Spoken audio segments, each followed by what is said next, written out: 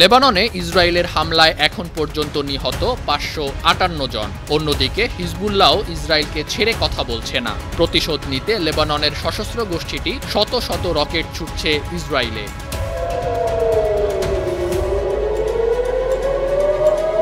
Israel Hezbollah যখন সর্বনাশা যুদ্ধে লিপ্ত, তখন মধ্যপ্রাচ্যে আরও সৈন্য পাঠাচ্ছে যুক্তরাষ্ট্র।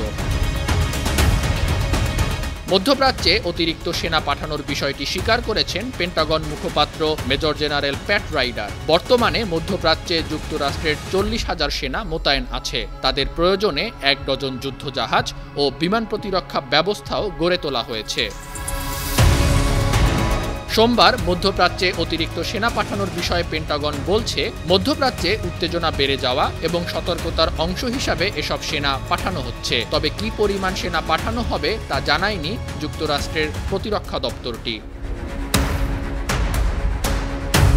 এদিকে মধ্যপ্রাচ্যে ইসরায়েল হিজবুল্লাহ যুদ্ধ ও আমেরিকার সেনা পাঠানোর মধ্যে ইরান কয়েক ধরনের ব্যালিস্টিক ক্ষেপণাস্ত্র প্রদর্শনের আয়োজন করেছে। এর মাধ্যমে প্রতিরক্ষা ও সামরিক শক্তির একটি অংশকে সামনে এনেছে বলে জানিয়েছে ইরানি সংবাদ মাধ্যম পার্স টুডে। লেবাননে ইসরায়েলের বিমান হামলার পর হুঁশিয়ারি দিয়েছেন ইরানের প্রেসিডেন্ট মাসুদ পেজেশকিয়ান।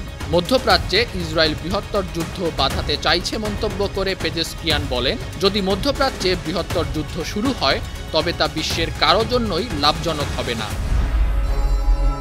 আন্তর্জাতিক ডেস্ক, 52 টিভি।